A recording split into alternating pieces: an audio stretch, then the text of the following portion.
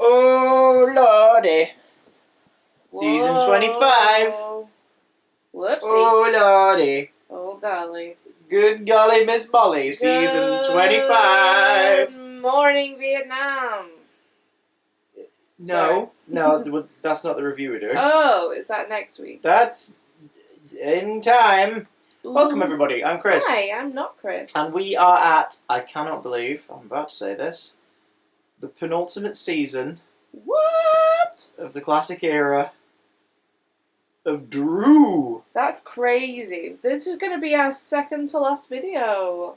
Wow. That's a lie. That's a lie. We're carrying on into the mod era as well, which was kind of obvious from the beginning, really. But, yeah. Second McCoy season. First full series of the Doctor and Ace. Nitro 9. Baseball bats. Candy. Badassness.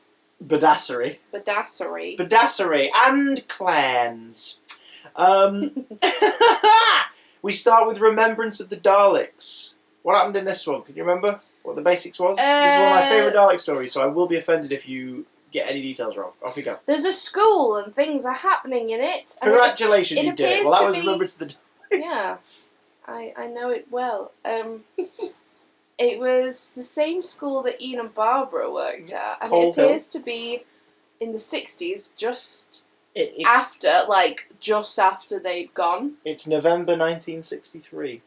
London, 1963. Yeah, and based on the French Revolution book in the science classroom, that classroom hasn't been touched since An Unearthly Child episode 1, so it's not that long after the events of the first ever story. Oh.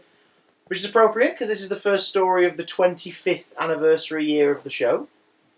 The TARDIS again arrived near Totter's Lane. Not in it this time, but nearby. Totter's Lane plays a role in the story briefly as well. Why are the Doctor and Ace here? Why have they come to London in 1963? They have come because I can't remember. The Doctor set an alarm. Oh yes, he set an alarm and he can't remember why. To check on something, yeah, which seems to happen at least twice in this series. They were at a jazz thing, weren't they? They were at a little garden party and it was a jazz thing and the alarm went off. Nope, that's in Silver Nemesis. Oh, but that's the thing, this is one of two stories of the series where the Doctor's like, I have to go back to do this thing that I reminded myself to do later. Are you sure? Yes, because in this case, there's an object that he left on Earth. It's implied that the reason the Doctor and Susan were in this area in 1963, when the show began, was because the Doctor left an item, for lack of a better description, in this place.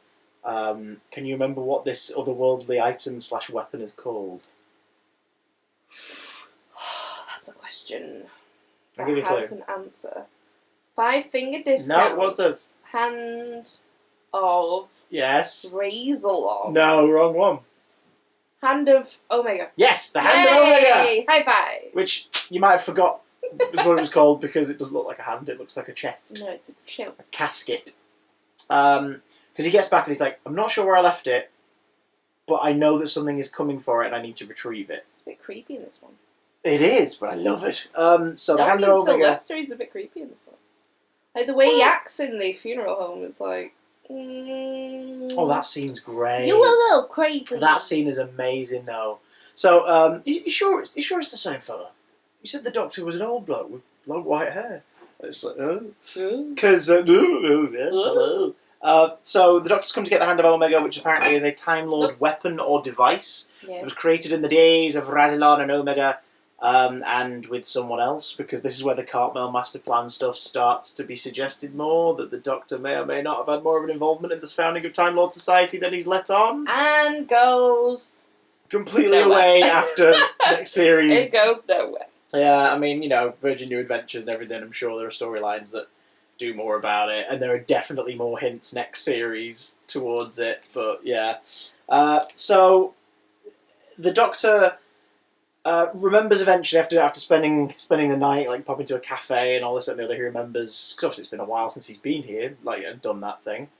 It's been 6 whole incarnations since then. Oh my God. He left it in a funeral home in the form of a casket. So he goes to collect it. He follows him. He has it buried with a blind priest. So it's like, is that why he and Susan ended up where they did? Because it was all those things. Like, I can store it here. There's a priest here I'll befriend. He's a blind priest, so he won't be able to see this floating casket when I bury it. Imagine going into a church and saying, "Okay, I need an old priest and a blind priest." Oh, points for the reference. Okay, so... Well, like, is somebody just going to go, "Yes, I have just the man who ticks both of like those a real boxes." estate agent who's like, yes, the blind priest is over here. But also there's some weird alien shiz going on, weird signals, which have alerted the army. Weird signals in your area. There's a signal that's been alerting the army, and it's sort of a proto-unit, almost. Like, the unit was formed sometime in the late 60s based on the Second Doctor's era. Yeah. So, this is even before unit. Too soon. But you have Professor Rachel Jensen's the scientific advisor, and Captain Gilmore is just the captain. Like Benson? Oh, you say that because then, of course, like the dude who's working for him, like the rough and tumble guy's called Sergeant Mike Smith. So Sergeant Mike, we've got a Benson and a Mike, not Yates, mind. But that's the point, isn't it? You've got all these different people from the military who are also observing this thing, and someone arrives in Coal Hill in one of the warehouses, and it's a Dalek. And they manage to blow it up in a spectacular firefight. Yeah. And the Doctor's like, right, confirmation, they're here. Throughout the story, sort of like setting up like the houses of cards, ready to topple. Because Ace eventually just says to him, like, what's going on? Are we trying to stop the Daleks? Like, what are these Daleks? And are we trying to stop them getting this Hand of Omega? And the Doctor's like, no. I want them to get it. Yeah. I just need to minimise the amount of casualties. Because when I hid it here, I knew that someone would come for it.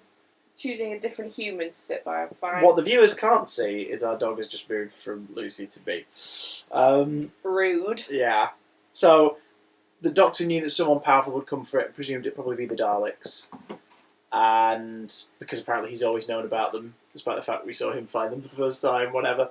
Continuity be damned. Continuity. But since then, of course, the Daleks have split into 2 factions. The Renegade Daleks, who were the original lot in their grey and metallic casings, with the Black Supreme with the silver adornments, and Davros's Imperial Daleks, who are the new quote-unquote new boys, improved race. Yeah, new boys. The white and gold ones, who are absolutely after the Hand of Omega and are being commanded by their own new Dalek Supreme. And the Renegade Daleks are also operating. So basically, both of them are trying to get to the Hand of Omega. Yeah. Reason? Because they want to master time. It's to do with the whole this will give us the ability to do X, Y, and Z. Mm-hmm. So throughout half the story, you're aware that the Doctor wants them to get this for some reason, which is why? He's obviously got something planned. But he wants to minimise the casualties. Well, the problem is there's double agents going on. There are Nazi sympathisers working to achieve things. There's a creepy, mysterious little schoolgirl who keeps appearing and disappearing. It's proper freaky. It's just a very creepy, tense story, and then it gets these moments where it gets to be really action-packed. Like the Dalek coming through the transmat, and the Doctor destroying the transmat as it comes through, so that when it materialises, it's broken and busted. Yeah. The cliffhanger to story 1.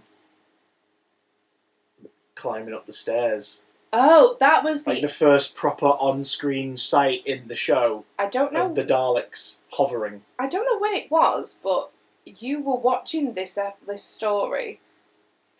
I don't know when. Probably in your office or The last time I watched this was here. It was about a year after we moved in. I just had it on in the office. Yeah, and I remember seeing we're building some furniture. You were like, "Oh, Lou, watch this bit," and it was of the Dalek coming up the stairs, and I was like, "Oh yeah, great." Cool. Young and naive me, and that was the only bit I'd ever seen of Sylvester McCoy. What did you give it this time? That was really good. Damn good, isn't it? It makes sense, but it was a shame because I kind of knew it was coming. You know what I mean? Yeah, I guess. But no, it was really interesting actually because there was lots of the time things, like The period setting, they take advantage of it. The non-unit.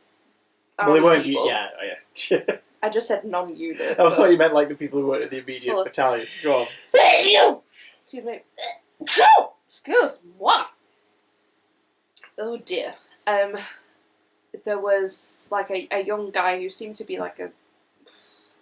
I don't know, he seemed really young to be like a high-ranking. Who are we talking about? Officer. The guy who's hitting on Ace. aunt or mum has the guest house. Yeah, the guy who's hitting on Ace. Yeah. Mike. Sergeant Mike. Yeah. Creeperson. The guest house that Ace ends up staying in said no. No. What was it? No colours. It said colours. on the sign. Yeah. And it was like, Jesus. Yeah, which at first is just like they're really hammering in the idea that like there was even more apparent systemic racism in this period. Like, well, not even systemic, just like overt racism. Mm. But then as the story goes on, you learn that it's his family in particular. Yeah. Because he's working with the Nazi sympathiser. It's like, oh god. But they make no bones about that, and race is discussed it's not at the forefront of this. It's an undercurrent. Like racial discrimination is an undercurrent in the story. Yeah. Like there's a scene, my favourite scene in the whole thing, where Joseph Marcel from Fresh Prince of Bel-Air plays John, who's like the guy who works at the cafe at night. Yeah. And he talks to the doctor, and they're talking about it's the doctor's thing where he's talking about every decision makes ripples. Mm-hmm. Like whether he's having sugar in his tea, and he just starts to really think about whether you can. Again, he never goes into detail about it later because it's as we learn more about his plan, you realise more and more of what he's been up to the past like 2.5 episodes before he sort of says to Ace, right, here's what's going on. Yeah.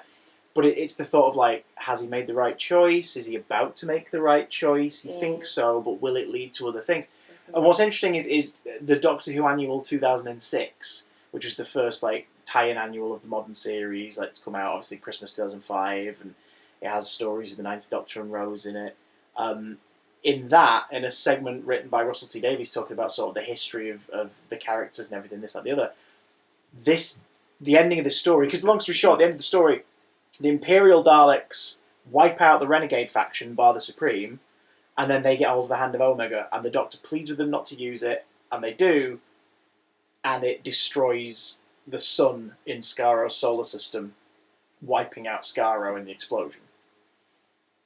Which, of course, is where the Daleks, the Imperial Daleks, Davros's Daleks, have been starting to rebuild, like, their empire. They just can't catch a break, can they, these Daleks? But exactly, it's like Russell cites in that stuff that's the first act of violence that sparks the Time War. The war. Mm. Now, you could argue, and Stephen Moffat certainly alludes to it with, like, his Davros story and everything, that perhaps actually Genesis is the first declaration of war by the Time Lords on the Daleks. Mm. We're going to send a rogue Time Lord back to stop your creation. Like, yeah, that's pretty sort of, yeah, but it's the destruction of Skaro whilst there are two warring Dalek factions that seemingly unites whatever is out there, maybe. Yeah. Because in this, I mean, at the end, oh my god, it's so good.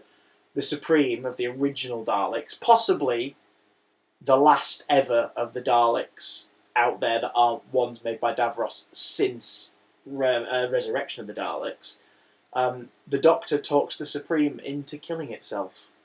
He talks it into self-destructing because it's stuck on Earth with no way to connect with the rest of the battalion, no mission, it has no minions anymore because it, of course, was the Big Daddy, it was in charge. It was kind of saying, you're on your own now, so what's the point? Yeah, so which is quite horrific. We're playing on its logic, because at this point they've been so enthralled to destructions of their respective battle computers. Because in this one you learn that their battle computer, these are the Daleks that have needed a battle computer since the Destiny of the Daleks, when we learned that that's why them and the Mavellans were at stalemate, they need a battle computer to tell them what to do. And then they met a robot race that also did the same thing, and it just kept being a stalemate. Well, the Imperial Daleks, the new ones made by Davros, don't need that because they're currently listening to Davros. Although there must be some act of rebellion against him somewhat, because when he reveals that he's also a part of this story, he's their supreme. Mm-hmm. He's changed into mostly a Dalek by this point. Yeah. Or is at least masquerading as a Dalek. Because maybe he had the same... You were going to say masquerade? Masquerade! Because maybe he's had the same thing with these guys. They've gone, we don't need you. Like, you're inferior to us. We just need your knowledge. Whereas the original Daleks, the Renegades, have a new battle computer that is fueled by the young schoolgirl. Because that human ingenuity and imagination was something that they needed to outsmart the other fleet. The human girl with the Daft Punk helmet. Yeah. But, so, I'm guessing you didn't, because they try and tease you that that's Davros for most of the story. Yeah, I genuinely thought it was Davros. You genuinely did? I was wondering when you clocked, like, what point, because one of the voices in that little sort of melding of, like, 3 or 4 different voices was John Leeson. Yeah. Who obviously we've not heard since he was K9. So, like, there's a few different voice actors in there, like, putting the filter on. Did you not think, why does Davros sound weird? Yeah, well, I knew there was something going on, but there was a helmet, so maybe you just assumed he was wearing a helmet. I don't know what I thought. Yeah, no, I thought it was Davros. Well, what did you think of... What do you think of what was going on in the story? What do you think of the pacing, like the special effects? I love the ship landing in the schoolyard. That looked really good. It looked really, really good. I love the visuals of the Hand of Omega and the casket just floating around. That looks really, really good. They did that really well. That looked... Was this like a remastered version of it? Not the one we watched. There is options on here, I think, to watch like different cuts, but we just watched it as is. Digitally remastered picture and sound quality, but no updated effects. Because it looked pretty decent. Just in case anyone was confused, there's 2 cases because it came in a slip case. It looked pretty decent, to be honest. I liked. Oh god, it's just got straight on my head. Character? Moment. Yeah, moment, but Ace's baseball bat infused with some of the power of the Hand of Omega being used to beat the living hell out of a Dalek. Yeah. Oh, I remember. That is so cool when it happens. That's really badass, yeah. It is so cool. Who are you calling small? Just beats the crap out of it. She's ace. She is! No, I thought the Daleks going over cobbles, that was very amusing. You always laugh at that, though. You're always like, oh, look at them wibbling. They were wibbly wobbling. But that was the reveal of the Renegades, though, wasn't it? It was like, oh, wait, oh my god, the other versions are here as well. What's going on? You get upstairs, but you can't go over cobbles. Bless. Yeah, I thought it was good. What did you think of the random tease that Doctor Who was about to be on the telly? New science fiction program starting on BBC called Doctor... I don't think that really made sense. I think it was mostly just meant to be a nod to the fact that this is the 25th anniversary and this story, apart from obviously a brief reappearance of Foreman's junkyard in Attack of the Cybermen, this was the first ever, we're going back to where the first story happened, story. So I kind of get it. When was this broadcast? This was broadcast, that episode would have gone out 5th, the 12th of October, 1988. It had a lot of little Easter eggs in it, with the book and the classroom and the school in general, but I thought that was a bit too obvious. Yeah. I get it. It took me out of it a little bit. We were talking before, weren't we, about X-Men? I recently rewatched X-Men. We were talking about the bit where Toad swings a pole around like Darth Maul and looks at the camera, and you meant to go, oh, because it's the same actor. It's just sort of like, why? That's weird. Why would you point that out? That's not easy to know. You wouldn't know unless you knew. Well, yeah, people do with that. That's why they put that joke in. Doesn't look like that. Well, that's what I'm saying. You wouldn't necessarily know the same way that, I suppose, unless you knew that Doctor Who went out in 1963. But at that point, you don't really care about that. I don't really care about most things. I care about you. I care about the dog. And I care about Remembrance of the Daleks. It's my second favourite classic Dalek story after Revelation, the Colin one. I love that one. I'm so glad because I've never watched the Dalek stories in order before. Yeah.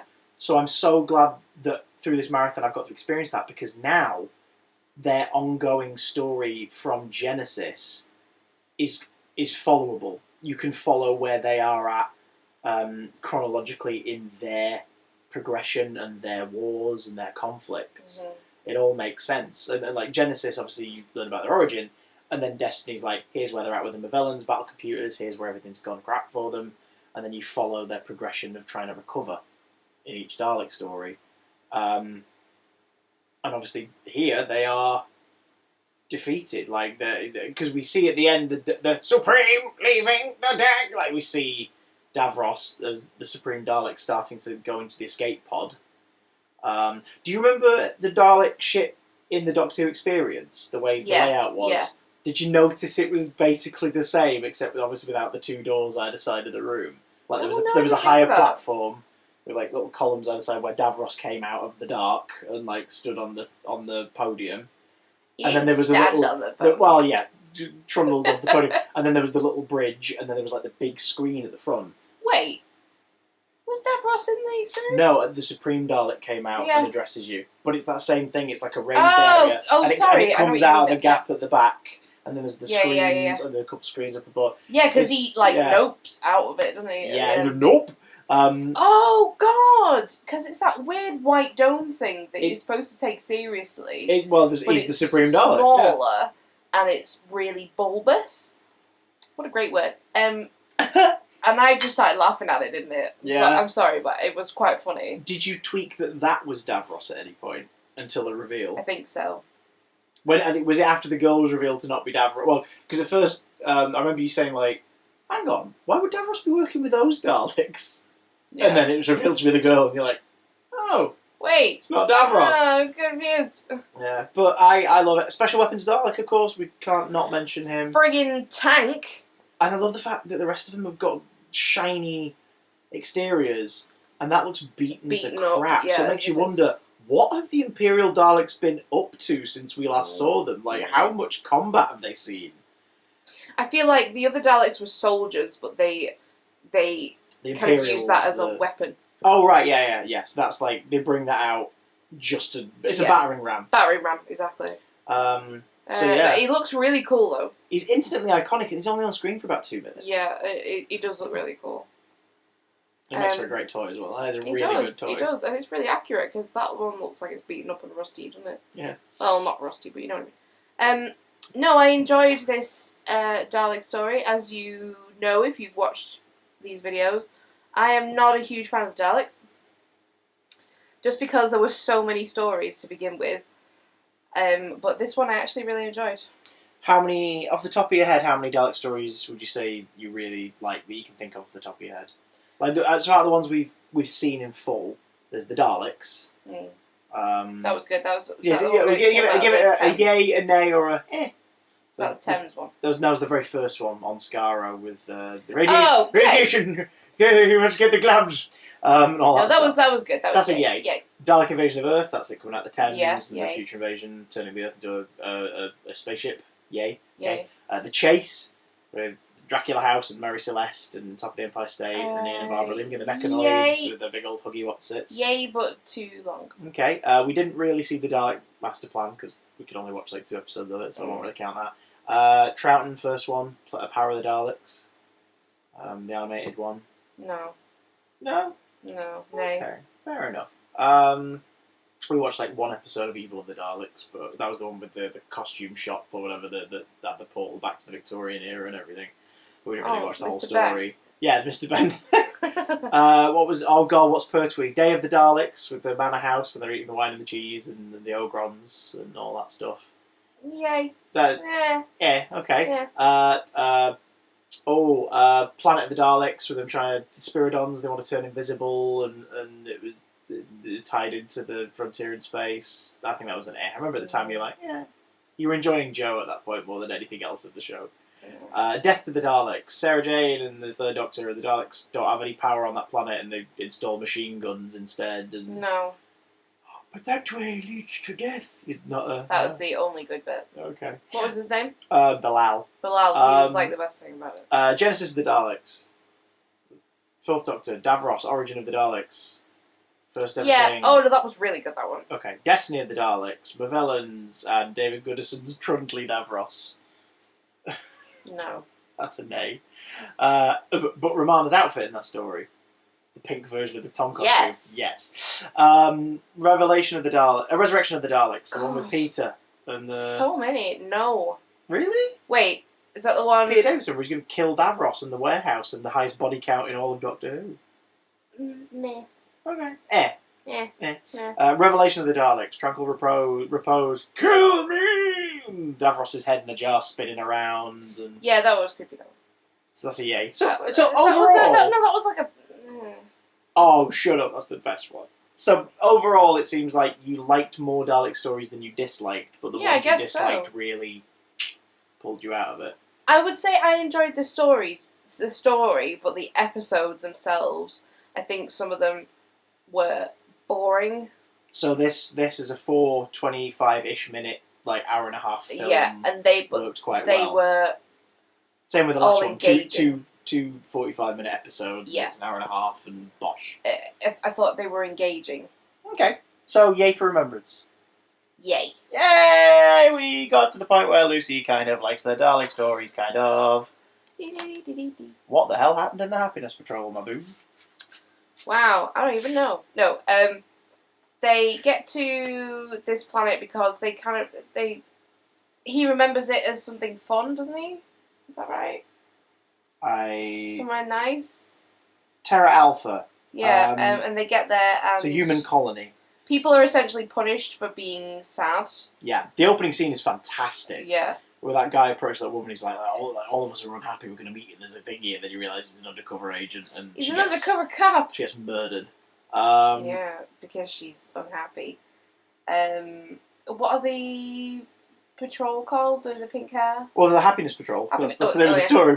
But they all have names like Helen A. and they are Susan amazing. Q and Priscilla P. And they're there to like enforce happiness, and there's jolly music playing, and if you are charged with being sad, you get taken to what was it called, the no land, the limbo or whatever it was called. No, it wasn't a prison. It was a waiting area. A waiting area, yeah. Like where you're basically just left there until they decide what they're going to do with you. They're going to make you one of the Happiness Patrol and train you to be a better person. Yeah. Or are they going to put you in some games, like forms of visual entertainment? Or are you going to be executed to make a point? If you were executed, you were taken to... Well, everyone thought it was firing squad. Yeah. But right up to the moment where you're about to be shot, like the prisoners who are executed in this think they're going to be shot. But then they're not. Because they're sucked up into a tube. Sheila Hancock, who's brilliant in this, is Helen A, who's in charge of this colony. Well, they're not sucked up into a tube, they're put in a tube because she's got a new creation. Like, one of the guys who works for her and who works for her and her husband, there's a scientist and stuff, has helped create a new... Well, basically her vice, her hobby is eating sweets. She really likes to eat candies. They make her very happy, and that's a good thing, isn't it, everybody? And as a result, the scientist has created a judge, jury, and executioner to work on her behalf to make the executions more entertaining for herself, which is the Candyman, who is this android made from robot parts and glucose and mint and chocolate and all this. And we'll talk about him separately in a minute, but like the executions have turned into people being drowned in strawberry fondant. We learn that there's a race of people, like these sort of smaller creatures, living in the tubes and the sewage and pipe system. That look a bit like Yoda Nosferatu's. Yeah, they look a bit like Bilal, but with pointy ears. That way leads to knockoffs. And, they, it turns out, aren't these horrible were creatures in the sewers. They're the population of this planet that this colony has basically flattened. They've forced them underground. Helen A's lot has killed loads of them over the years, and they want to be free. They want to live on the surface again. It's where they originally belong. You have the Killjoys, which is the name given to people who don't don't keep smiling and don't stay all positive all the time. But it's also sort of an underground movement of people who are trying to build up what's happening. There's like people, representatives sent from other Earth colonies. Like there's a guy going around just taking names and doing a census. Yeah, doing a census. But then you've also got like the guy who's there undercover, who's walking around playing the blues on his harmonica and stuff like that. He was a great addition. And this sort of starts the whole... Oh, the Seventh Doctor really likes jazz and the blues. Playing the spoons. Well, we knew that, but he's playing them in this one like busking. But it's just the fact that it's like, oh, he has a type of music that he really likes. This is kind of interesting. We're learning... He feels different this series than last series. Yeah. Our last series we enjoyed him, but this series feels like, oh, now that's the Seventh Doctor. Now it's personal. This is him. And in this serial, we get to see a lot of the different facets of McCoy's Doctor. A lot of them. Facets. Bassets. We'll get to him. Helen A also has a little horrible minion creature called Fifi, which, on one hand, is a wonderful bit of puppetry and animatronics work. It looks great, blinking, looking around, teeth, snarling. It's scurrying down the tunnel, looking terrifying and looking calm and quiet, and a little bit annoyed when it's in its cage and sat on her lap. I mean, would you blame it? That was quite a small cage. I was going to say, secondly, you thought it was adorable. I thought it was quite cute. Until it scurried. Yeah, I mean, if something's... Then it looked like a Japanese nightmare horror monster from a J-horror movie. It looks a bit like a rat. And people know that I've not got a good reputation with rats. Not everyone, though. No, everyone. Let's not explain that story. Okay, no, but let's not go into that. Ask in the comments if you're really curious. I love all animals. Anyway, yeah, I thought it was cute. But weird. She was Fifi was essentially put into the sewers, although the pipes wasn't she? Yeah. To like kill off things that were getting in the way. Yeah. The little Nosferatus. I don't think this story's too long, but it bounces back and forth a lot. Yeah, it does make too much. Like last series we had 2 4-parters and 2 3-parters. This series we had 3 4-parters and 1. We had 3 4-parters and 1 3-parter. Yeah. I would have been happy if this was a 3-parter. Yeah. Because it does kind of back and forth quite a bit. Yeah, it does. That being said, I don't think it had any pacing problems. It just, a lot of the same stuff happened a few times. Yeah. Pacing wise, it was totally fine. The Doctor's relationship with the agent, the guy who's like, looking in on everything, was really, really good. There's one scene in particular that stands out to me as, like, again, one of Sylvester's best, which is when the Doctor confronts the 2 snipers who are on guard duty. He was a bit scary. He was brilliant. He talks the guy out of shooting him by forcing him to shoot him. Like, daring him to do it. Shoot her! Shoot her! You were watching Jurassic Park the same day. It's the same day. Yeah, we watched that in the evening. I finished Patrol the evening. But that was terrifying. Like, we just confronts him and he's like, I bet you like guns, don't you? And he's just like, right, stand back. I've never shot you on point blank range with this thing before. And he's like, well, go on then. Do it. End my life. And you can see... It unnerves me. But I love that because it's... In Remembrance, we saw the chess master. We saw his plan play out long after he'd already set it in motion. And you're like, how long has he been planning this for? Like, he knew what Davros would do. Like, he knew. And he set everything up so that it would happen. Like I said, he set up a house of cards for his enemies and then watched it fall. And in this one, there's not so much that. He's having to think on his feet and work with other people. But then you have those moments where you're like, this tiny little clown man can manipulate people into doing what he needs them to do. Like, for the sake of everyone's safety or to keep himself alive. He's not like devious, but he's methodical. He's calculating. And he just took one look at the sniper and immediately figured out what kind of person he was. Yeah. And he dared him to kill him. He dared the sniper to kill him, the Doctor, and shoot him. It'd been a really short series if the guy had gone, alright. Okay. It just ends there. I love that scene so much. I think it's so good. And I also really, really love the bit where he is maniacally laughing on the steps when they arrive there. The Happiness Patrol arrive there to execute or do whatever they're going to do to Ace, to Punisher. And he's just, like, cackling in a really forced kind of way. Yeah, yeah. But by doing so is, like, almost immune to any of the things they're accusing him of for a moment. Yeah. And because they're annoyed at it, he starts to turn that back on them. Yeah, it's like, clever. Oh, it's so good. And then racing around in a big go-kart machine that is like, oh, wow, I wish it moved slightly faster than it does. But the sets are great. We're going to get away. The sets are great. Like, we were talking about how this sort of... It's kind of like Bioshock met We Happy Few. Mm-hmm. Like, if anyone knows their video games, like those two, just look at the visual styles of those two games. I mean, We Happy Few, especially with the painted white faces. Yeah, and the smiles. And, like, in this, all the Happiness Patrol have got like a white face paint sort of design. Yeah. Oh, I like this story a lot. It's not my fave of this series, but it has so much going for it. It's not my favourite, but it was better than I thought it was going to be. Two little curiosities about this story definitely worth talking about. The TARDIS gets painted pink because it's a happier colour. It looks really cool. It does look cool. It looks great. I don't like pink, but it is cool. Well, it's pink and blue, technically, isn't it? So I guess it's a combo colour. They fit nicely on the colour wheel, pink and blue. Yeah, they do. And the Candyman. This is like Colin's costume. This is one of those things that for years I think we were both aware of. Like, you've definitely seen the Candyman before this story at some point. Yeah, I must have. And I had for years. Push it to the back of my mind because it was a nightmare. Because to reiterate, this is my first time watching this story in its entirety. I've never seen it in its entirety before. I've only seen parts of the story. Mm-hmm. The Candyman was on those lists of like, oh, wasn't Doctor Who a bit stupid and a bit ridiculous, wasn't it? It's like, yeah, but in context, the Candyman's horrifying. Yeah. Still laughable. I get why it's like, oh god, this, really? You know the whole thing about Bassett's, right? Yeah.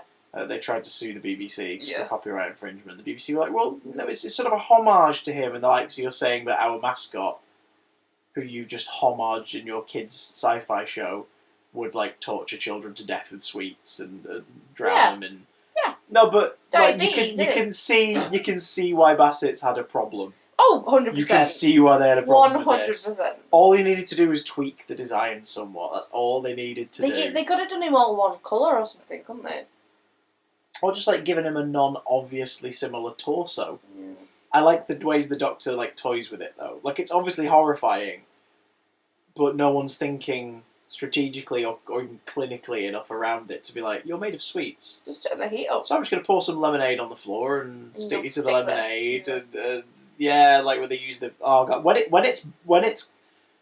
the husk of a corpse that used to be the Candyman falls out of the tube after being hit by boiling fondant.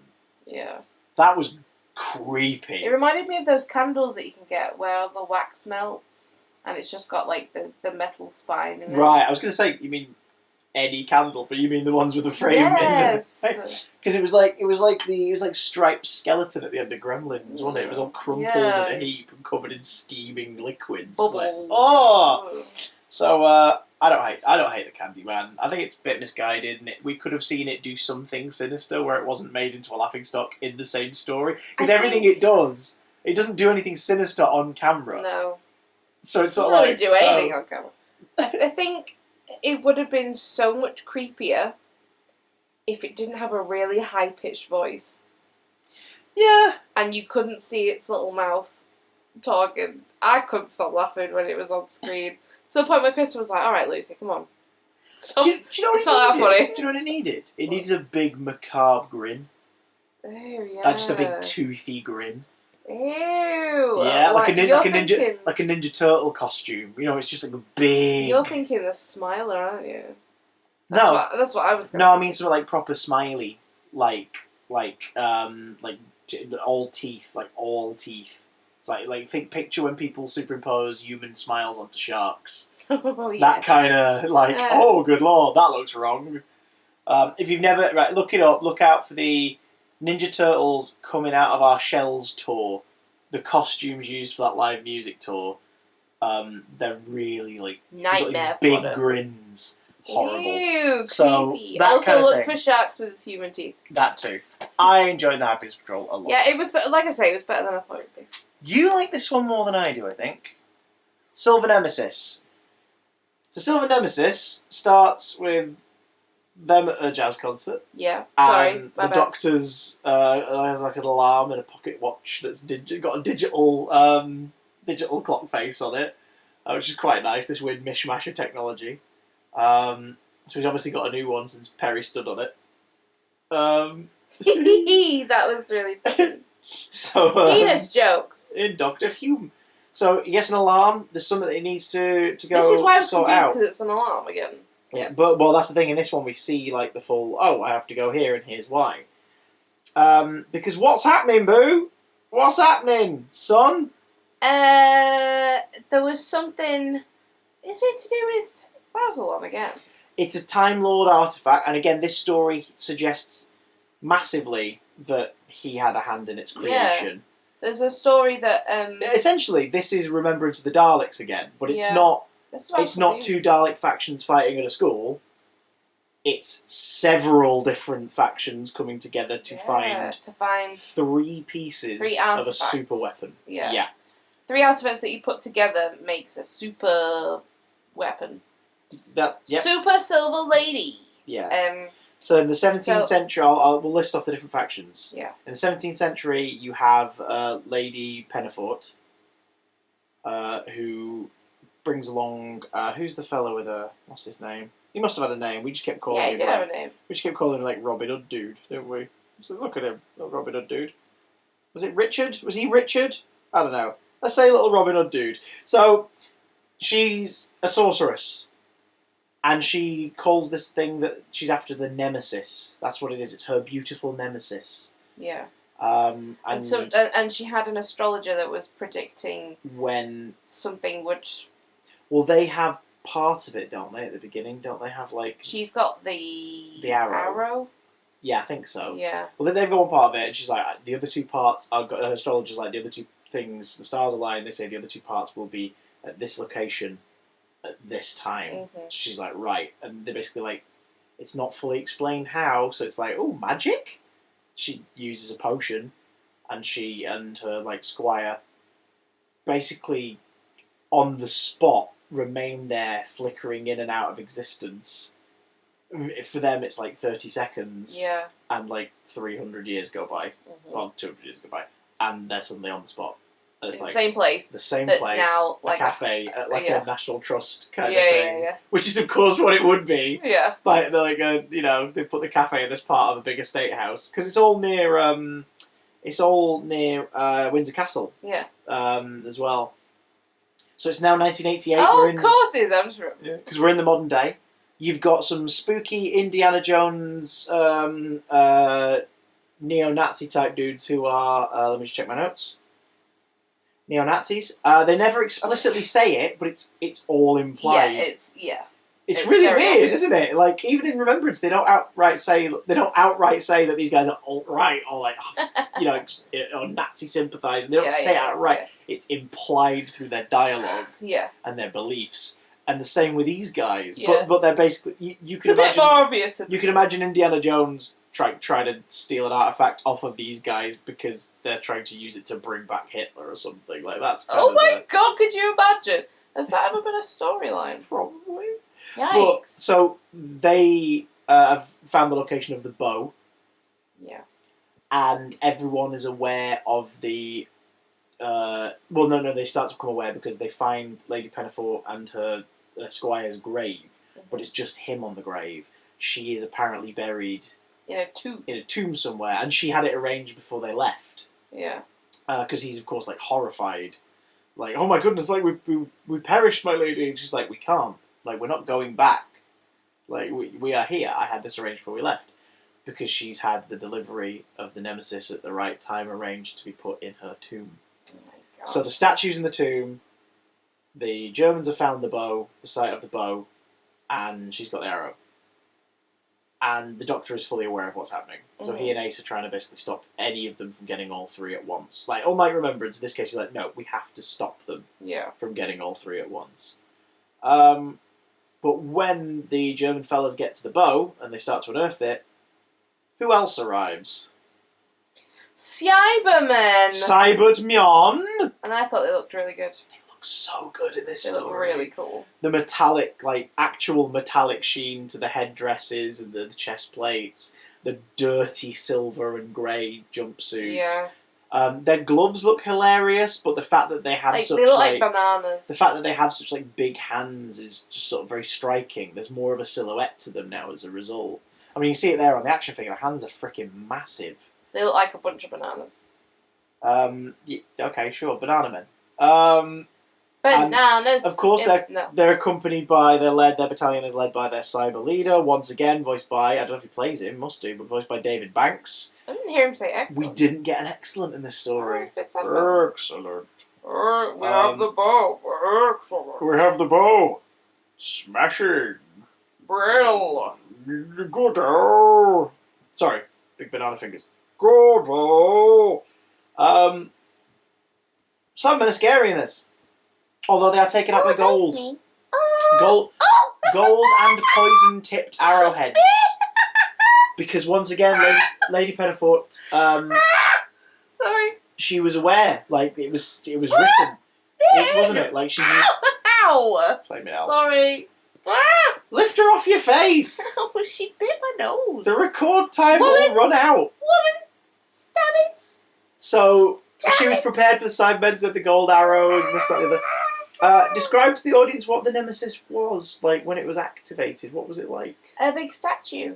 And Like how a did that... like a floaty angel kind of woman. The visual effect on it was amazing. Would you stop? Like, it was burning bright in the middle of the screen at all times. Thanks, how did it make you feel? Terrified. Yeah, it's pretty scary, isn't it? And in a cool way. Because it had no eyes. Yeah, just sort of these hollow voids And I feel like it was quite a small bow. Well, that was the thing. It's not actually wielding the bow. It's a case of like it's this. The way it was designed. Put the pieces together and it makes it all. And then it's the weapon because everyone wants it for different reasons. The Cybermen particularly want it because they can control space-time with it, wasn't it? It was something like that. They can use it as an engine to do whatever the heck they want with, I guess. But it was created as it was living metal called Validium. And it was created to be the ultimate defense for Gallifrey. Once again, the Doctor uses it to his advantage. He manages to get hold of Nemesis because he's going to rocket it back into space, isn't he? Like, so it lands somewhere else. Yeah. But anticipating what's going to happen because, again, it implies he was involved in the creation of this thing that comes from the days of Omega and Rassilon. He gets to speak with it before all hell breaks loose at the end, and as a result, it destroys the cyber fleet. And it's like, oh! He's pretty okay with killing fleets of I think this Doctor aliens. has kind of hit the point where he's like, yeah, I want to save everybody, but letting these things live is going to kill more people. Yeah. And he's looking at it as they can't be reasoned with. Like, they honestly cannot. You are never going to change the opinions of the Cybermen, ever. They are not going to stop what they're doing. The Daleks are not going to stop what they're doing. Because that's the thing, the Doctor will always try to find the moral high ground. And they will always try to find the path of least destruction to win the day and save people. But at the same time, like, the Daleks are literally space Nazis in tanks. They are never going to change. And they've played on that in stories, the idea that some do different things and could be swayed and this, that and the other, but I don't mind the moral greyness of him wiping out Cybermen fleets. I'm like, fine, sure. Like, they're just going to murder everyone. It's not like they're going to suddenly be rehabilitated. They're the Cybermen. It's not going to happen.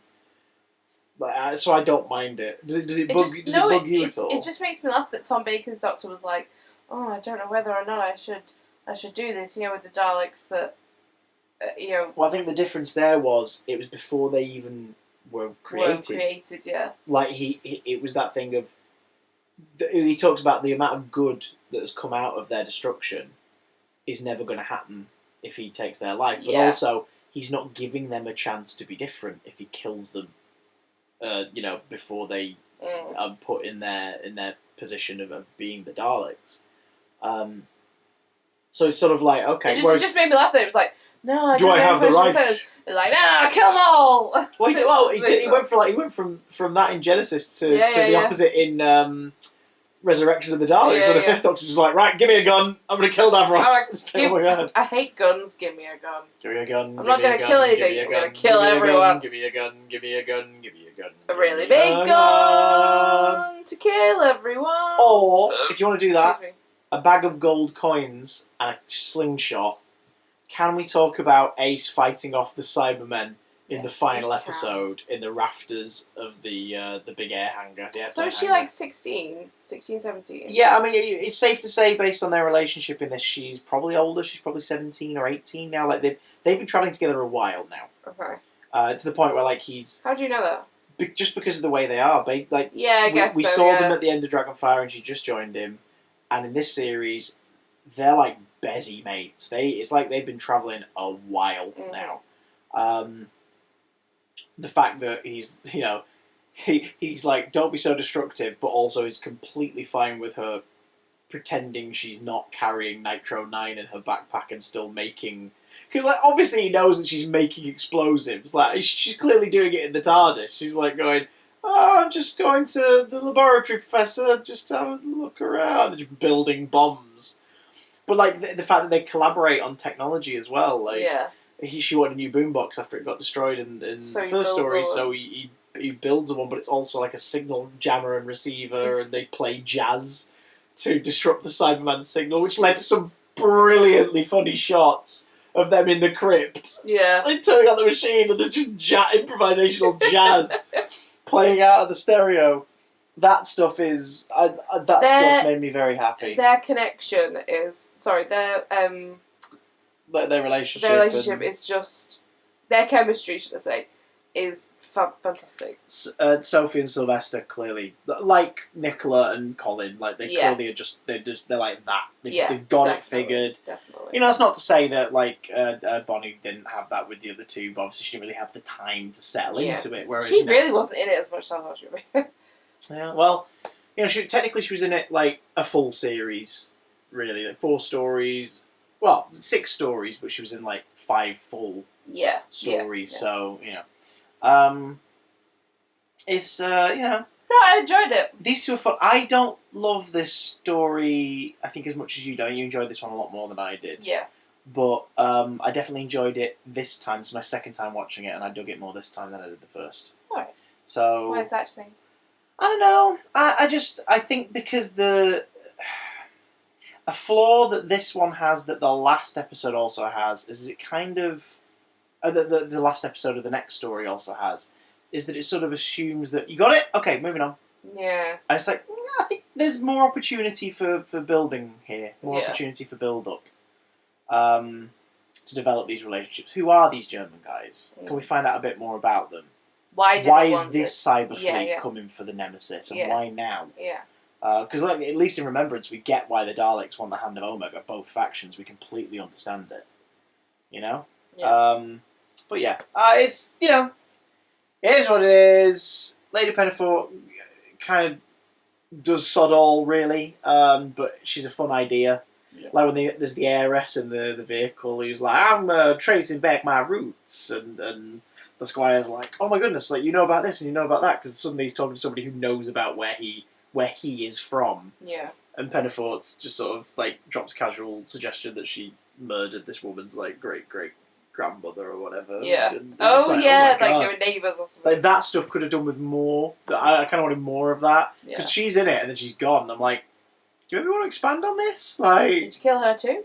Yeah. So why is there a giant limo? I think that's the thing. I like the idea of 3 different factions, well, 4 counting the Doctor and Ace, from 4 different places in time and space, all converging to get this one thing. It's the oh god, I'm trying to think of the name of it now, but I've forgotten. The film where everybody's like racing to get to the prize for that kind of thing. Rat Race? Not Rat Race. I mean I mean, yes, that is an example, but not Rat Race. I can't remember what it is now. Cannonball Run. Films like that where it's just like everybody's going to get the one thing. Rat Race. Shut up. So I still weirdly enjoy that movie. Oh, I know God, it is awful, that's but I still a really crime. enjoy it. The police are coming. They've already been called. But I just think that there are more interesting stories in the individual setups in this that I would have liked to have seen. Yeah. So yeah, Silver Nemesis, it's fine. This is technically enjoyable. It's enjoyable. It's technically the 25th anniversary story as well. Like, this is the one. The first episode went out on the 25th anniversary of the show. So, and now the last story of the series. Everybody wants to go and see the Psychic Circus. Terrifying. Why should they go and see the Psychic Circus? Because it's the greatest show on Earth. In the galaxy. It's not on Earth, is it? The greatest show on Earth. What's the plot? What's the plot? You're not allowed to reference the Greatest Showman. What is the plot? The Doctor Oh God. is in it. Yeah. Yeah, there's an advert They get that's spam. that's kind of infiltrates its way into the TARDIS, and Ace is like, "Oh God, what the heck is that?" And I was like, "Oh no, it might be fun. Let's go." And he convinces Ace she's to like, do it. The spam convinces her to do it. Oh yeah, It's like, yeah. come to the psychic circus. She's like, I hate circuses, and she never outright says it, but it's obvious she has a phobia of clowns. Yeah. She's like, I don't want to do that. And the spam's like, right, you're chicken. Yeah. You chicken, bro? You chicken, bro? You want to go see the psychic circus, bro? You want your chicken, bro? And so they go, and they, on their journey to the circus, they come across some interesting characters. A lady who runs a sort of market stall who absolutely hates the tourism. She has like fruit and stuff, and it looks pretty minging, Rank. to be honest. Yeah, the planet Seganax, and the psychic circus has been here a little while now, so she's a local who hates it because all these people keep coming. All these weirdos. She says while she's feeding them a fruit that is like a giant Full of mango full macaroni. of maggots and macaroni. Macaroni cheese. Yeah. But anyway, So yeah, there's several people come through. You get like a little nerdy kid who's a massive psychic circus fan. You get a biker who's sort of like basically I'm the strongest there is. This rowdy little kid. You've got he did look like a gremlin because of the horns on his helmet. What was he? He was Nord. The first hint that there might be some Nordic mythology in this story. Whiz Kid is the posh little kid. Oh my God! It was. Sorry, I was going to say he looks like Adrian Mole. You know Adrian Mole. I only read the books. Right. So, but you know he's mousy glasses. Yeah. So there were two versions of it in the 80s, and I was about to say he looked like Adrian Mole, and I've just looked up who he is. The actor is Gian Samarco. He was Adrian Mole in those two series. No way. So there we go. It was the series. But yeah, so you've got him. You have Captain Cook. We stumbled across Captain Cook and his ward Mags. That was it. Yeah, who he's absolutely. So he keeps bragging about. She's a fine specimen, and not in a creepy modern way, ladies and gentlemen. Pervers be pervin. We mean in a wait. Is he like using her? Is she an exhibit? Like what is she? Because this guy's a galaxy-renowned adventurer and explorer. Even the Doctor's like, oh yeah, Captain Cook, amazing. And then they get to know him for 5 minutes. They're like, wow, he's an egotistical prick. You're a jerk. I hope he shuts up soon. I can't stand you. But we also meet Flower Child and Bellboy, and they're running away. Where do they go for safety or to possibly get hold of something? They go to a bus. Yeah, it's like in the arse end of nowhere. Because there's something on it that they need to get away. But what happens to Flower Child? She gets murdered. Yeah, and the Doctor nearly gets murdered by the same thing. What was it? Can you remember? It was a ticket robot. Bus conductor. Bus conductor robot. Tickets, please. And it's as scary as you think it is. Yeah. There's also another robot nearby in the sand. Big giant bugger who has laser eyes and claw hands. It was a bit weird. It looked more like a toy, that one. Well, it did because we'll get to it. Yeah. Just to let you know, I really hate clowns. I mean, you're not got like a mass phobia, have you? You can deal with it. I really don't like them. Like the amount of times you have put on It or It Chapter 2 or said, let's watch the Tim Curry It. Come on. Like I think you're like me with dolls and mannequins. Like you're scared of them, but you're like, oh shit, I'll watch them with them in. Absolutely, let's go. Yeah. But put me in a room with them. Absolutely not. Do not do that ever. And also robots. I'm scared of robots. If there's ever a time... Robots and red eyes as well. If there's ever a time where... You know, like the film I, Robot, where everybody's got a robot in their house and Will Smith's character's like, no, I don't want that. Yeah. That's going to be me. Okay. I don't even like having a Google Home. Tangent. So... Tangent. I'm already terrified. And this Ticketmaster has no... Ticketmaster? What am I talking about? Bus conductor. Bus conductor. Has like a weirdly blank face. Looks almost like a paper bag with a drawn-on face. Yeah, it sort of looks like a background robot in Hitchhikers or Star Trek or something. Where it's just like it's one they've made. It's one they've like original series, like one they've made to be in the background. Sort of like you see it, you get the gist, and you move on. Yeah, but But he also strangles people. He does. He kills people. But he's not the villain. He's not. Because we get to the Psychic Circus, we've got a few characters. We have the Stalls lady, played by Peggy Mount, who's like sort of a tarot card reading, like a gypsy fortune teller archetype, right down to putting on the voice. Yes. We have Rico Ross as the ringmaster, who's brilliant. Really good. He's great, because he's the sort of the one character you feel is like gone... Basically, the Psychic Circus is super successful all of a sudden, and is renowned in the galaxy. Not because suddenly it's incredible, or like they've found a new act or something. Yeah. In fact, a lot of their acts have disappeared now. Or started going under other names and acting like mindless sort of dogs' bodies, and it's because word is spreading, and people are going to show their acts to join the Psychic Circus. Yeah, it's like a... Even the Doctor's tempted. He's like, yeah, I'd love to go down and show off my talents. My spoon playing.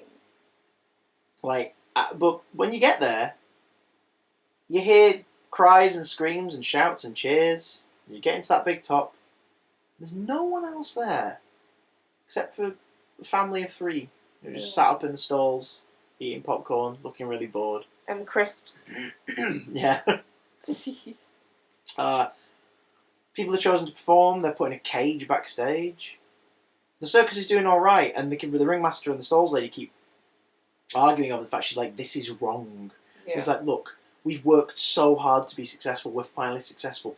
Can you not see that this is worth it? It's a small price to pay. Come on. You're like, what are they on about? What are they on about? What is this price?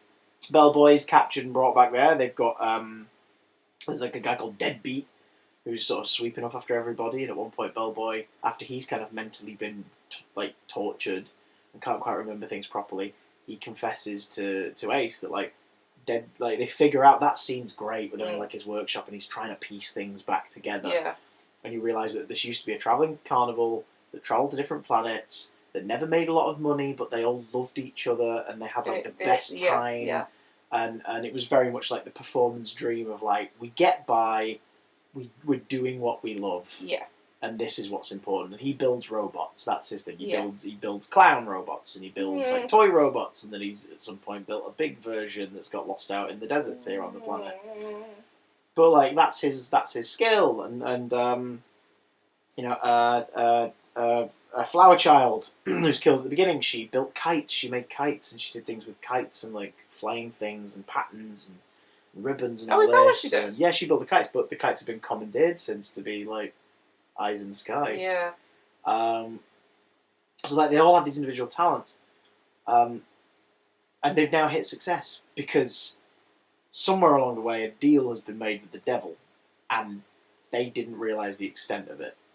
And that's what's happening to the new act. If the new acts don't impress the audience, they seem to die or scream in agony and disappear or explode or whatever. We don't see what happens to a lot of them.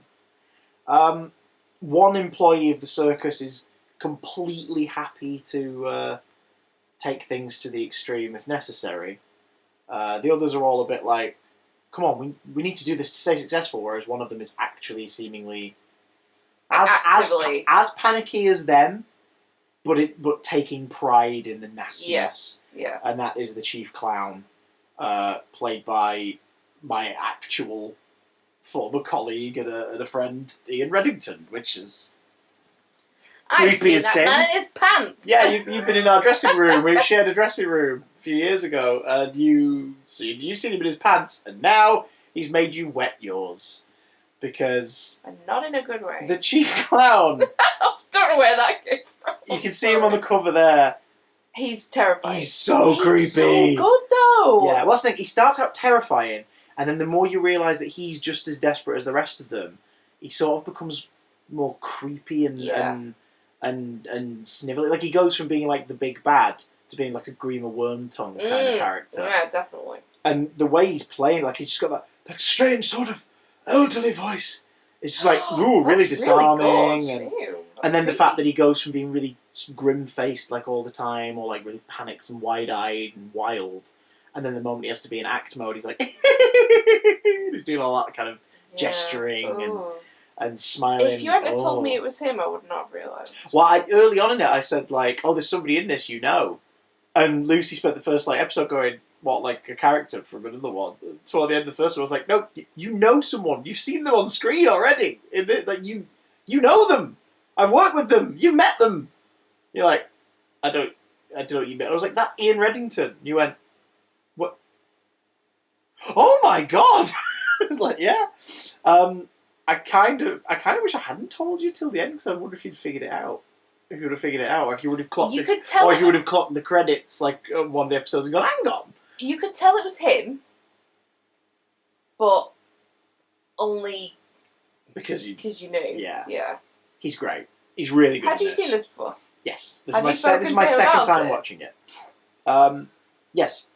In fact, at the end of this, I will, if I can find it, and if I can't, ignore me saying this, I'll put on a little clip for you guys. I'll show you after this if I can find it. Because when I first started working with him, I messaged my friend Guy and a couple of other friends and said, by the way, I'm working with Ian Reddington on this thing.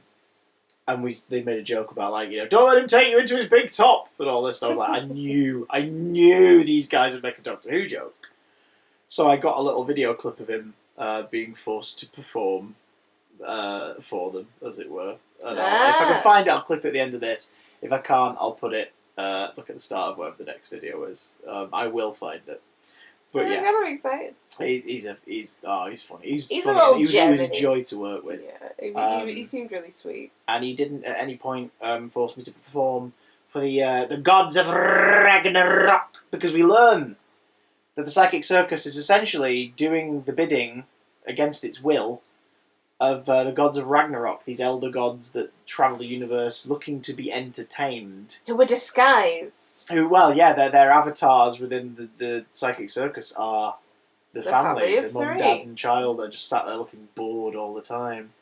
So things start to go to pot after Captain Cook has sort of forced everyone else to go and perform because he's a devious little shit. And then it's his turn. The Doctor and Mags convince him to come out with them because they know that his survival instinct will kick in and it'll probably help them or distract them for long enough to figure out what's going on. But instead, Captain Cook whips out another surprise and he forces the lighting change to happen because it turns out the reason why Mags is such a fine specimen is because she's from the planet Vulpa, I think it's called. She's a werewolf. She's a space werewolf. She turns green and her hair gets all long and her teeth get big and she gets claws and she looks terrifying. And Mags, played by Jessica Martin, she's great. She's really good. She's really, really cool. As this is all going on, Ace is sneaking around, trying to figure out what's going on. She works with Bellboy to try and crack everything, and she's completely active because the moment they arrive, she's like, I don't want to be here. I don't want to be here. I don't want to be here. Oh my god. They're going to try and kill everyone. The Doctor's in trouble. Okay, I don't want to be here, and I'm going to get rid of them while I'm here. It's like, okay. Ace is very proactive in this, at just dealing with it. She's I guess the active hero of the story. Yeah. The Doctor in this is the one who learns stuff. Ace has moments when she's in the cabin, which is terrifying at first when the clown robots start to come towards her. Yeah. But we learned that. He's got Deadbeat has a necklace that if they return the eye into the centre of it, talisman, if they return the eye into the centre of it, they might be able to reverse what's happening. Yeah. Because the gods of Ragnarok are here and they are using the Psychic Circus as a way to basically feed off the death and the pain of the acts who are boring, and if they're entertained, then they'll keep them there a bit longer and then they'll kill them. So at the end, the circus, which had these little rooms within it, transforms with the Doctor. He sees it for what it actually is, which is their kind of Colosseum-esque sort of, space, this amphitheatre kind of space. And he performs with them. And it's a chance for Sylvester to do some of his magic and clowning tricks. And it's quite good, him doing the little sort of bending thing on his feet and stuff with the dove and all that, and the rope tricks. I think it's just an excuse for them to be we have an actor who can do magic and clowning. Let's get him to do some magic and clowning in the story. And what's interesting, this is the one story of this series where he's sort of not on the front foot at all. Yeah. He could die in this sequence. He's just prolonging it because he knows that outside they've got a plan that might work. Yeah. The Doctor could absolutely die in this scenario. Yeah. And he's just stalling for time, but also while he's doing it, while he's entertaining them, which is what they want, he's also bollocking them for being horrible and despicable but he's not like having a, like barking at him. He's just saying like, "Yes, you're a bunch of pricks, really, aren't you?" And it's just, do you know what I mean? He's very calm considering he could die at any second. Yeah. Yeah, it's my biggest problem with this story is that it's sort of, as soon as episode 4 begins, it assumes that you somehow know what the gods of Ragnarok are, what their beef is, and are completely fine with the fact the Doctor then drops that he's foiled their plans several times before. You're like, wait, what? What? Huh? Wouldn't he recognise like symbols of them scenario? then maybe? Yeah. Or so it's a bit weird that. But we get clowns being executed by a remote control robot. We get the guy who plays Deadbeat's very good. Chris Jury, going from Deadbeat, who's sort of this like Igor Renfield-esque kind of character, who then like the moment things get reconnected, the clarity comes back and he's a different person. You're like, oh my god, like how many of the original troupe have been killed or essentially lobotomized just so that this can carry on? It's horrible. It's like, oh, and then like explosion and the tent like crumbling into the ground and everything at the end. You know, like, and even the ringmaster and the stall lady who finally kind of stand up to the gods a bit and they're like, you know, we've done all we could do. Get killed for their troubles. Yeah. Put in a box and dead. Yeah. So it's and then Cook comes back from the dead, and it's like it's a little unclear. Did the gods of Ragnarok resurrect him so he could try and stop them from throwing the talisman into the portal? Or did he learn the because technique? he talks about that guy he met who walked around for hours after their own death. Yeah. It's like, is that why he's doing this? What? He was great. He was a proper T.P. McKenna was the actor. Yeah, I despised him, which means he did a perfect really good job. Yeah. The gods of Ragnarok sort of looked like Sutek, if Sutek was just a statue. I thought they looked pretty good. Yeah, but they're a bit basic. A bit basic, yeah, but Which is fine. I think they were creepier when they were an eerie family in the stalls. Glowing eyes. All in all, I like Greatest Show in the Galaxy a lot. I like the fact that the Ringmaster raps. Yeah. It's just, that's something you never really have seen before, so it's kind of cool. You know, the whole WizKid thing, that's his name, isn't it? The WizKid thing's strange, because like, it's sort of... I think I explained to you during it, didn't I, that it was sort of the writers and the team critiquing picky Doctor Who fans. Yeah. But that's kind of weird, because I think it still works without you knowing that. Yeah. It's just, it's this doggy little kid, he's probably going to get killed. Yep, he got killed. But it's also kind of... It's like when you find out why the movie Shrek was made the way it was made. Yeah. It's like, that's kind of bitter and shitty on behalf of the creators. Yeah, it's kind of weird. But I do really love that there's a lot to love about the line. You know, like I haven't seen any of the early stuff, but I've heard it's much better. I've heard it's very good. Do you know what I mean? The whole thing of like, oh, can't Doctor Who be like it used to be? Says like the 12-year-old boy who was not alive. Oh god, like, I can't believe that actually exists. Oh no. I choose to stay out of that world. Well, it's not. I mean, like it was better. Well, this is 2/3 into the Seventh Doctor's era. How are you enjoying it? I like him. He's goofy, but also really clever. Like I think him and Ace are an amazing team. Excuse me. I think him and Ace are an amazing team. They both keep each other grounded, which I think is really cool. But do you know what? It was just fun. The episodes were fun. Favourite story of the series off the top of your head? That's a hard pick.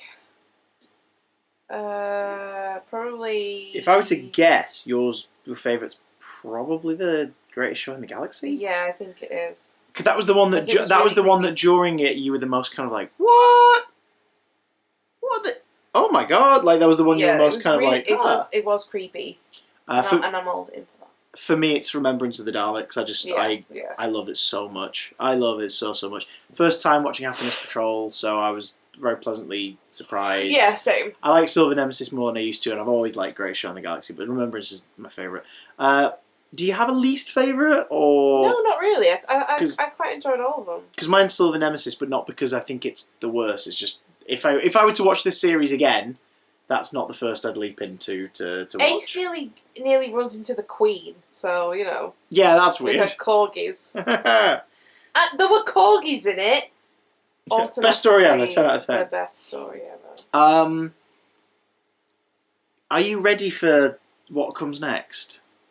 Like we've been on this journey for over 2 years at this point. By the time you guys are watching this, it's been like 2 years, nearly like 2 years and 9 months for you guys since we started this journey.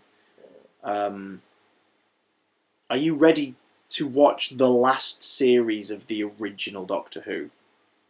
The 26th season. Are you ready for this? Yeah, I am.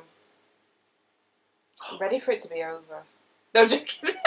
Wow, you started this I'm joking. experiment. I'm joking. No, it's going to be weird. I think it's already weird that we're pretty much getting through a series a week. And then we're on to the wilderness years. Oh my god. That's unknown territory. Yeah. Well, I mean, there's not that much in it to know, but we have, for those who are curious, after the next video, we have a series of different things that we'll be watching, including, of course, the TV movie. Yeah. Before we begin the modern era in like a month or so's time. Okay. Which is going to be so weird. It's going to be so weird. And for that, we're going to have to, when we talk about the format, we think we're going to have to break down each series into 2 videos just to make it a little easier to, or maybe 3 videos, so like four episodes of video-ish, just to make it easier to turn around and talk about. That'll be a really long video.